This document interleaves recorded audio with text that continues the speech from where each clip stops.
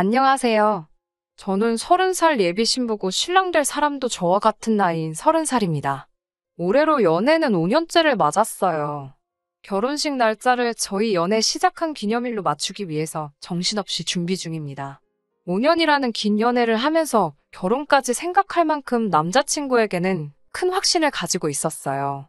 서로 비슷한 시기에 취직을 하게 되어서 그때는 결혼 이야기 오고 간 적 없지만 같이 미래를 그리자는 취지로 남들 데이트하는 거 똑같이 따라하지 않고 아껴가면서 열심히 저축을 했습니다. 노동의 값진 가치를 이해하고 월급을 저축하는 성실한 모습을 보니 자연스럽게 결혼까지 생각하게 되었고요. 그런데 도대체 무엇이 남자친구를 저렇게 만든 것인지 조금 서두르는 감이 있었지만 앞서 말씀드린 대로 우리가 연애를 시작한 기념일에 맞춰서 식을 올리고 싶었기 때문에 결혼식을 조금 급하게 준비하게 되었습니다. 양가 부모님들 모시고 상견례도 진행을 했고 다행스럽게도 양가 부모님들께서도 전부 다 긍정적으로 저희를 봐주셨어요. 5년 연애하면서 서로를 소개한 적이 없었기 때문에 저를 싫어하시면 어쩔까 걱정했는데 여자가 시집와서 집에서 놀 생각 안 하고 맞벌이를 하겠다는 게 장하다고 하시면서 저를 참 마음에 들어 하셨어요. 저희 부모님도 남자친구가 그 나이 치고 모아놓은 돈도 꽤나 있고 직업도 그 정도면 어디 가서 빠지지 않는다고 좋아해 주셨고요. 상견례도 했겠다. 결혼 날짜 바로 잡자는 말에 저희가 벌써 생각해 둔 날이 있다고 말씀드렸고 결혼 준비 위해 필요한 간단한 대화, 신혼여행이나 예식장, 혼수 및 예단 문제 같은 이야기들을 나누고 식사 자리가 끝이 났어요. 저희 부모님은 오랜만에 두 분이 나오신 김에 데이트 좀 하다 가시겠다고 먼저 길을 나섰고 예비시 부모님께서 저에게 예비신우 될 사람을 소개시켜주겠다고 곧장 가지 말고 조금만 더 기다릴 수 있냐고 물어보더라고요. 소개시켜 주실 거면 그냥 데리고 나오셔도 되지 않았냐 물으니 워낙에 바쁜 애라서 모시기가 영 힘든 사람이라고 너스레를 떨면서 말씀을 하시더라고요. 저는 그렇냐고 웃으면서 대답은 했지만 기분이 썩 좋은 편은 아니었어요. 왜냐하면 저희 집에서도 현재 취직 준비하느라 바쁜 제 동생도 시간을 내서 참석을 했는데 이게 갑자기 생긴 약속도 아니고 날짜가 잡혀있는 거기에 양가 부모님이 동반해서 모이는 자리인데 신우도 제 남동생처럼 아무리 바쁘고 일이 있을지라도 미리 일정을 조정하면 충분히 참석할 수 있는 부분 아닌가요? 늦게나마 따로 나온다기는 하지만 조금만 더 신경 썼으면 양가 가족들 참석한 자리에서 인사할 수 있었을 텐데요. 심지어 그날은 회사원들이 회사 나가는 평일도 아니고 주말이었는데 말이에요. 아무튼 예비 시부모님을 따라 외곽에 있는 경치 좋은 곳에 있는 카페로 자리를 옮겼습니다. 도착하고 나서 음료수 하나씩 시키고 자리에 앉아 잠깐 이야기를 나누는 사이에 예비 시어머니께서 저기 오네 하시면서 창밖을 보고 계시더라고요. 신우가 도착한 거였어요. 신우가 남편하고는 나이가 2살 차이밖에 나지 않는 걸로 알고 있는데 첫 인상이 참 놀라우리만치 강렬했습니다. 1억이 넘는 외제차를 끌고 온몸에는 명품을 두르고 등장했으니까요. 차에 대해서는 잘 모르지만 예비 시어머니께서 마치 제게 자랑이라도 하듯이 저 차가 1억이 넘는 거라고 말씀하셔서 그게 비싼 외제차인지는 그때서야 알았습니다. 외제차임을 몰랐다고 감안하더라도 몸에 걸치고 있는 고가의 명품들이 신우가 돈 꽤나 있어 보이고 돈 있는 걸 티내기 좋아하는 스타일이라는 걸 알 수 있었어요. 그 화려함에 놀라는 것도 잠시. 신우의 첫인상은 그야말로 엉망이었습니다. 저를 본체만 채하면서 제 앞에 털썩 앉더니 저를 위아래로 훑어보더라고요. 제가 무슨 브랜드 가방을 들고 있는지, 제 휴대폰은 얼마나 최신형인지, 제가 입고 있는 옷은 뭔지, 제 가방 안에 들어있는 화장품은 어디 걸 쓰는지 확인하듯이 위아래로 저를 쭉 스캔하더라고요. 이내 제가 들고 있는 게 별 볼 일 없다는 걸 파악하더니 콧방귀를 뀌고는 첫 만남에 하기에는 무례한 질문들을 쏟아내기 시작했어요. 들고 있는 가방이 브랜드가 없어 보이는데 명품 가방 같은 거는 몇 개나 가지고 있냐? 있으면 어디 걸로 몇 개나 있느냐? 다니는 회사 월급은 얼마나 되느냐 하는 질문부터 꿈이 있느냐 뭐 이런 알 수 없는 질문들까지 포함해서요.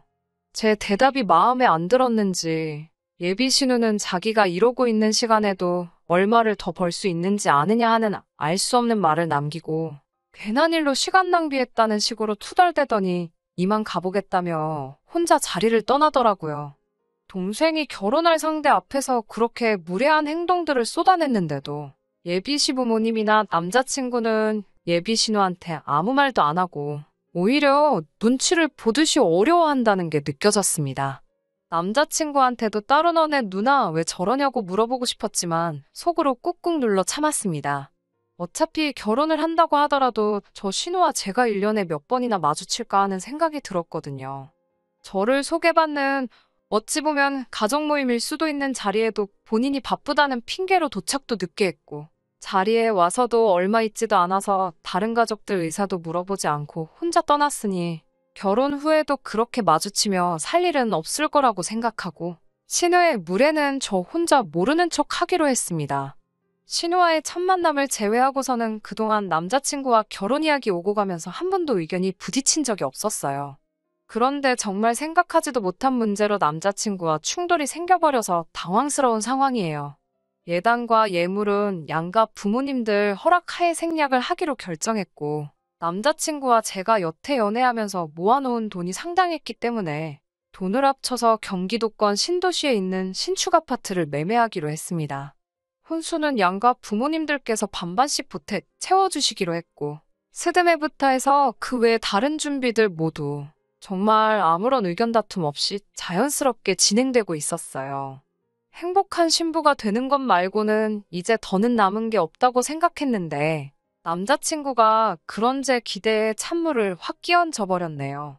저희 둘 다 직장에 다니고 있고 각자 벌이도 나쁘지 않은 편이라서 돈 문제에 대해서는 걱정 없을 거라 생각했어요. 다행히 모아놓은 돈으로 신혼집을 매매로 들어가기 때문에 저와 남자친구 버는 돈 쪽쪽이 저금을 할 수 있을 거라는 생각에 너무 기분이 좋았거든요. 요즘 대출 없이 시작하는 게 보통 힘든 일이 아니잖아요. 각자 월급의 일부는 생활비로 보태고 남은 돈에서 100만 원씩 모아 따로 적금을 들어 1년에 한 번씩은 해외여행을 가려던 계획도 있었어요. 생활비와 각자 용돈, 그리고 해외여행을 위한 적금을 제외한 나머지 금액은 미래에 태어날 아이라든지 아니면 더 나은 미래를 위해 다 저금을 할 계획이었고요. 모을 돈 빼고 낭비만 하지 않는다면 금세 돈이 모여서 10년 뒤에는 서울에 있는 아파트로 옮길 수도 있지 않을까 하는 생각도 하고 있었거든요. 그런데 문제가 발생했어요. 남자친구한테 우리가 앞으로 결혼하면 이렇게 해서 돈을 모으고 하자고 설명을 하고 있었는데 남자친구는 조금 시큰둥한 표정으로 듣고 있더라고요. 남자친구 말은 앞으로 우리가 결혼하고 맞벌이를 한다고 해도 그 기간이 길어봐야 얼마나 길겠냐는 이야기를 하더라고요. 언젠가 우리 둘 사이에 아이도 생길 텐데 그렇게 되면 아이 어린이집 보낼 때까지는 외벌이 생활을 해야 하지 않겠냐는 생각을 갖고 있더라고요. 저는 아이가 태어난다 하더라도 계속 회사에 다닐 계획이기 때문에 상주하시는 돌보미분을 부르거나 시어머니나 친정어머니에게 어느 정도 돈을 드리고 제가 계속 회사에 나가는 게 좋지 않겠냐고 제 생각을 말해줬어요. 어차피 필요한 지출이면 최소화해서 수입을 최대화할 수 있는 방법이라고 믿고 있었으니까요. 제가 맞벌이를 계속 하겠다는데도 남자친구는 아직도 시큰둥한 표정이었지요. 그래가지고 돈이 모이겠냐고요. 아무리 시어머니나 친정어머니가 봐주신다고 하더라도 돌보미를 고용하면 들어가는 돈만큼은 드려야 되지 않겠냐. 그리고 두 분이 만에 하나 아이를 봐주실 수 없는 상황이 되면 꼼짝없이 상주하는 돌보미를 드려야 하는데 한 사람 버는 게 그 사람 월급으로 빠질 것이고 그러면 우리 수중에 뭐가 남겠냐고.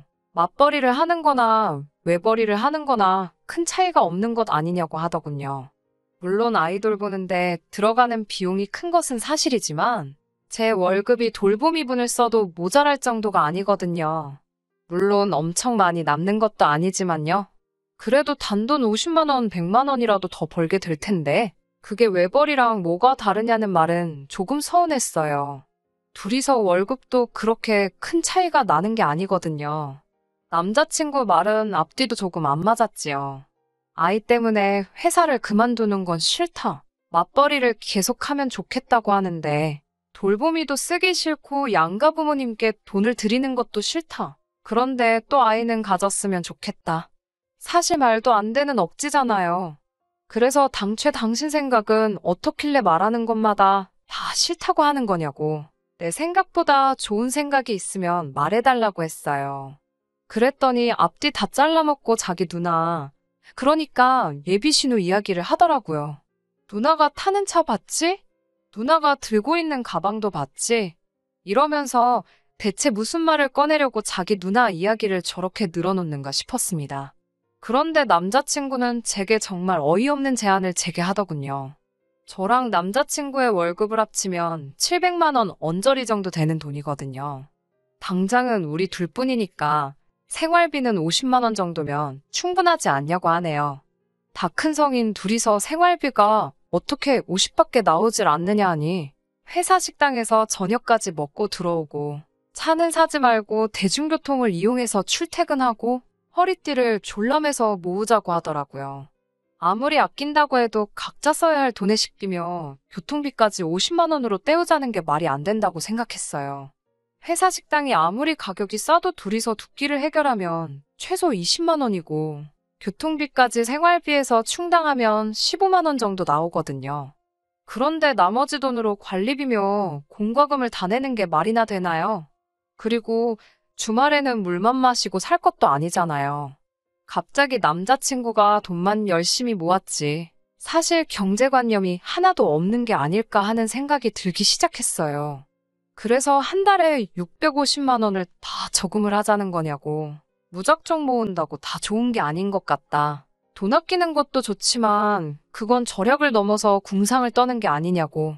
그렇게 살기는 싫다고 말했더니 남자친구가 말하길 저금을 하려는 건 또 아니라고 하네요. 이어서 한 말을 결론부터 말씀드리면 피땀 흘려 벌은 내 돈을 자기 누나한테 다 줘야겠다고 합니다. 참 순간 어이가 없어서 말도 안 나오고 멍 때리게 되더라고요. 애초에 50만 원 가지고 생활하는 것부터가 말이 안 되는데 나머지 돈을 전부 자기 누나에게 가져다 바친다니 그건 말도 안 되는 소리라고. 그리고 너네 누나한테 돈 가져다 바치는 거랑 우리가 모으는 거랑 뭐가 다르냐고 따졌더니 다시 또 그때 누나 타고 다니는 차 보지 않았냐고. 그 차가 시세로 1억이 넘는 차라고. 누나가 그 나이에 어떻게 그 돈을 벌었겠냐고 하면서 누나가 투자하는 눈이 예사롭지가 않다고. 그러니까 누나한테 돈을 맡기면 몇 배로 불려서 우리한테 줄 테니 당장 허리띠를 졸라매고 살아도 결과적으로는 우리 이득이라고 하더라고요. 일단 누나가 목돈을 한 번 만들어주면 그때 가서는 자기 혼자 외벌이를 해도 여유 자금이 넘쳐나는 상황이 될 테니 무조건 자기 누나한테 돈을 맡겨야 한다는 겁니다. 궁상맞게 사는 게 싫으면 일단 50만 원으로 생활하고 추가적으로 돈이 더 필요할 때마다 누나한테 돈을 타서 쓰면 된다고 하더라고요. 어이가 없어서 나보고 지금 결혼하고 나서 신우한테 내가 필요한 게 있다고 허락 맡은 다음에 돈을 타서 쓰라는 말이냐고 화를 냈더니 제 말을 곧대로 들어서는 바로 그 말이라고 맞장구를 치면서 역시 이해력이 빠르다고 싱글벙글 좋아하더라고요. 저야 평생 저금만 해왔지 투자 그런 쪽에는 관심도 없고 해서 그래도 예비신우 행색이 돈이 엄청 많은 티를 팍팍 내고 다녔으니 저는 예비신우가 어디 잘 나가는 펀드 매니저 같은 그런 사람인 줄 알았어요. 아무튼 누나가 대체 뭐에 투자를 하길래 그렇게 돈이 많냐고 물으니 더욱더 할 말을 잃게 만들더라고요. 누나가 요 몇 년 사이에 코인을 해서 돈을 좀 벌었다고 자랑처럼 말을 하네요. 저는 공부 안 하고 산 주식도 전부 다 도박이나 마찬가지라고 생각하는 사람 중에 한 명인데 심지어 누나가 투자한다는 게 주식도 뭣도 아니고 코인이라니. 그 말을 들으니 웃음조차 나오지 않더라고요. 코인은 개인적으로 생각하기에 너무 위험한 것 같아서 조금 아닌 것 같다. 누나한테 돈 맡긴다는 말도 이해가 되지 않고 전 그렇게 누나한테 돈을 갖다 바치고 싶으면 결혼 후에 우리 돈은 서로 따로 관리를 하던지 아니면 다른 방법을 시간을 들여 생각해보자고 했어요. 그랬더니 남자친구는 곧바로 성질을 내면서 너 지금 우리 누나 실력을 무시하는 거냐고. 요즘 같은 시대에 코인으로 돈 못 버는 사람이 무식한 거라고 하면서 자기도 누나가 저렇게 돈을 번 이후로는 저금하는 사람들만 보면 바보 같다는 생각이 든다 하더군요. 자기가 저랑 연애하면서 취직 후 5년 가까이 모은 돈을 다 합쳐봤자 누나가 1년 동안 벌어들인 돈보다 훨씬 적다면서 말이죠. 자기 누나는 클릭 한두 번만 해도 몇백만 원을 버는데 자기는 하루에 몇 시간씩 일해서 그 돈 버는 게 회의감이 든다고 하더라고요. 열심히 일하는 사람들이 이해가 안 간다고 세상이 변했고 돈 버는 방법은 따로 있는데 너도 젊은 사람이면 젊은 사람답게 투자하면서 살아야지. 옛날 사람들 하는 방식으로 저축만 해서 어떻게 부자가 되겠냐고 한 소리를 하더라고요. 하여튼 저는 남자친구에게 내가 일해서 번 돈, 너네 누나한테 맡길 생각 없다고 재차 제 생각을 전했습니다. 남자친구는 끝까지 평생 저축만 해서는 부자 못 된다고 다시 한번 잘 생각해보라고 저를 설득해왔고요. 그렇게 벌써 일주일이 지났네요. 남자친구도 일부러 핑계를 대며 안 보고 있어요. 얼굴 보면 또 그 이야기 할까 봐서요. 지금도 연락이 오면 생각해봤냐고 물어보는 말 말고는 저를 일주일이나 안 봤는데 궁금한 건 따로 없는지, 내 걱정은 안 되는 건지, 그냥 내 월급 지네 누나한테 맡길 생각뿐인 것 같아요. 남자친구 말대로 저축만 해서 부자 되는 게 불가능한 세상이 되었다는 건 저도 충분히 인정하는 바입니다. 그래도 제가 번 돈을 그대로 예비신우 될 사람한테 맡기는 것만큼은 하고 싶지 않네요. 이 결혼을 다시 생각해봐야 하는 걸까요? 참 고민이 됩니다. 후기 보내드립니다. 한동안 집에서 한숨만 쉬고 다니니 어머니께서 저한테 무슨 걱정이 있느냐 물어보시길래 숨기려고 했지만 있는 그대로 남자친구의 누나를 처음 만난 그날부터 전부 이야기하게 되었어요. 어머니는 코인이니 그런 것 잘 모르시는 편이지만 뉴스로 그 내용을 조금 접하셨기 때문에 저랑 똑같이 부정적인 시각이셨습니다. 그렇게 돈을 쉽게 벌면 세상 천지에 누가 일을 하겠냐고 하시면서요. 제가 남자친구가 좋아서 끝까지 결혼하겠다면 저를 말리지는 않겠지만 금전 감각이 하나도 없는 것 같다고 제가 아무쪼록 옳은 결정을 내렸으면 좋겠다고 하시더라고요. 몇 날 며칠을 고민하다가 남자친구와는 확실히 단판을 지어야겠다 싶은 생각이 들어서 남자친구를 불러냈어요. 5년 연애하면서 그동안 봐온 모습이 있기 때문에 허황된 꿈을 접고 성실하게 살았으면 좋겠다고 설득을 해보려 했는데 제가 바보 같았네요. 그날 이후로 2주가 다 돼서 만나는 거였는데도 남자친구는 대뜸 저한테 대답부터 요구하더라고요. 그래서 제가 생각한 대로 월급을 너희 누나에게 맡기는 건 아무리 생각해도 아니라고 말을 해줬습니다.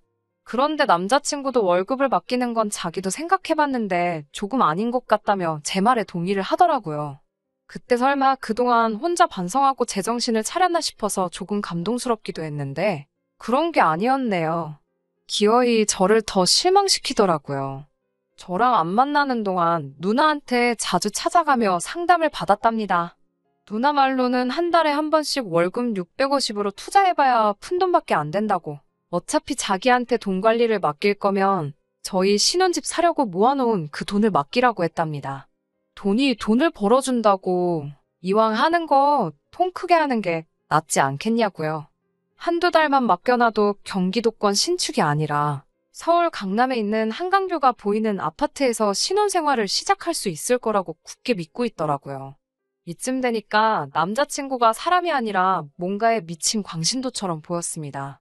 무슨 말을 해도 듣지를 않고 자꾸 누나가 타고 다니는 차, 누나가 차고 다니는 시계 이야기만 하면서 우리도 그 정도는 해야지 않겠냐고 이미 벌어놓은 돈인 것처럼 차는 무슨 외제차 뭐를 뽑고 아파트는 어디 뭐가 좋다더라. 벌써 머릿속에 꽃밭을 그리고 있더라고요. 혼자 주절주절 떠들고 있는 남자친구 말을 멈추고 말했어요. 초치는 것 같아 미안하지만 너네 누나한테 돈 가져다 주는 건 너 혼자 하라고요. 남자친구는 이해를 할 수 없다는 표정으로 그게 지금 진심으로 하는 말이냐고 제게 묻더군요. 돈을 벌 수 있는 기회를 주는 건데 굴러들어온 복을 스스로 차냐고. 이런 기회 흔하지 않다고 하면서 결혼하려고 제가 모아놓은 돈까지 자기 누나를 자꾸 믿고 맡기라는 식으로 막무가내였습니다. 여태까지 내가 피땀 흘려 모은 돈을 너네 누나한테 맡길 생각도 없고 앞으로 내가 벌게 될 월급도 내가 관리할 거지 너네 누나한테 맡길 생각 없다고요. 결혼 준비하면서 예약해둔 것들은 다 취소할 거고 위약금도 내가 내 돈으로 낼 테니 그냥 우리는 이제 여기까지 하자고 헤어지자고 말했어요. 헤어지자는 말을 하니까 남자친구도 표정이 어두워지더라고요. 그러더니 저한테 악담을 쏟아내기 시작했어요. 평생 그렇게 월급 모아서 살라고 자기는 자기가 모아놓은 돈이라도 맡겨서 부자가 될 거고 그때 가서 제 앞에 다시 나타나겠다고 하더군요. 자기가 외제차 끌고 와서 성공한 모습 보여주겠다고 그리고 그때가 돼서 자기 바짓가랑이를 붙잡고 후회해도 안 받아줄 거라고요. 그리고 그깟 위약금 푼 돈은 앞으로 벌어들일 거 생각하면 얼마 되지도 않는 거라고 지가 내겠다고 큰 소리 떵떵 치더라고요. 그렇게 5년 연애에 결혼이 코앞이던 남자친구와의 인연의 종지부를 찍었습니다. 억울하고 화가 나지만 차라리 잘된 일이라고 생각해요. 이렇게도 설득이 되지 않을 사람이었다면 제가 무슨 말을 했어도 듣지 않았을 테니까요. 그 뒤로도 따로 연락도 없고 별다른 문제 없이 안전이별한 것 같습니다. 여태까지 성실하던 남자친구를 그렇게 만들다니 돈이라는 게 참 무서운 것 같아요. 아무튼 후기 기다려주신 분들께도 감사드려요. 안녕하세요. 제가 이렇게 몇 달 만에 또 후기를 보내게 될 줄은 몰랐네요. 후기에 후기라고 해야 할까요? 아무튼 전 남자친구와 이별 후에는 그냥 일만 하면서 살았어요. 저희 부모님도 차라리 잘된 거라고 저를 격려해 주셨고 저도 시간이 지나니 자연적으로 잊혀지게 되더라고요. 그래서 정말 까맣게 잊고 살았는데 얼마 전에 회사 일로 출장이 있어서 어딜 좀 다녀오게 되었어요. 한참 업무를 보고 나서 출장 업무가 끝나고 돌아가는 날 아침에 출장지에 있는 커피숍에 들렸습니다. 거기서 누굴 봤는지 아세요? 어딘가 낯이 익은 사람이 주문을 받고 있더라고요. 웬만해선 한 번 본 사람은 잘 까먹을 텐데 첫 인상이 그만큼 강렬했으니 그 얼굴을 잊을 수가 없더라고요. 전 남자친구의 누나였어요. 지금쯤 남동생 돈 굴리면서 그 잘난 외제차 끌고 다니고 계셔야 할 분이 거기서 뭐하고 있나 싶더라고요. 다행인지 불행인지 전 남자친구의 누나는 저를 못 알아본 듯 싶더라고요. 솔직히 이런 마음 가지면 안 되는 거지만 그 모습을 보고 있으니 뒤시하기가 궁금해서 참을 수가 없었어요. 그래서 전 남자친구랑 연애할 때 같이 알고 지내던 친구를 찾아 속사정에 대해서 물어봤는데 참 사람 일이라는 게 전 남자친구는 저한테 큰 소리 떵떵 친 대로 자기가 여태 모은 돈 들고 누나를 찾아갔나 봅니다. 처음에는 돈 꽤나 벌었다나 봐요. 그렇게 소원하던 외제차도 뽑아서 떵떵거리고 다녔다네요. 여기저기 돈 자랑하러 다니고 주변 사람들한테 비싼 술도 사주고 했대요. 그런데 어쩌다가 투자를 한 게 큰 손실을 내게 되면서 그거 메꾼다고 전 남자친구도 그의 누나도 같이 명품 가방이며 시계며 팔기 시작해서 어떻게든 해보려고 했답니다. 그런데 그것마저 잘 안 돼서 그 자랑스러운 외제차도 팔았고 마지막에는 대출까지 해가면서 본전을 찾으려고 했다는 겁니다. 말로는 투자하는 사람이라고 포장했지만 제가 생각했던 대로 그 두 사람은 도박에 빠진 거나 다름이 없었고 그들과 똑같은 최후를 맞이하게 된 거지요. 둘 다 쫄딱 망하고 심지어 전 남자친구는 회사 돈에까지 손을 대서 현재는 연락도 안 되는 상황이라고 하네요. 남자친구 누나는 제가 본 대로 지방까지 내려와서 아르바이트를 전전하고 있는 상황이고요. 이런 말 하기는 뭐하지만 전 남자친구의 누나는 제가 잘 몰라도 전 남자친구 하나만큼은 성실하고 착실한 사람이었거든요.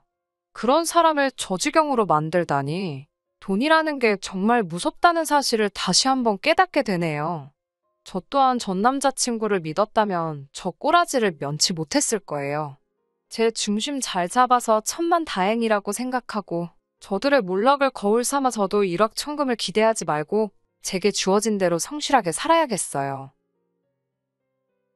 끝까지 들어주셔서 감사합니다. 오늘의 사연은 여기까지입니다. 구독과 좋아요, 알람 설정 부탁드리고 더 좋은 사연으로 다시 찾아뵙겠습니다. 감사합니다.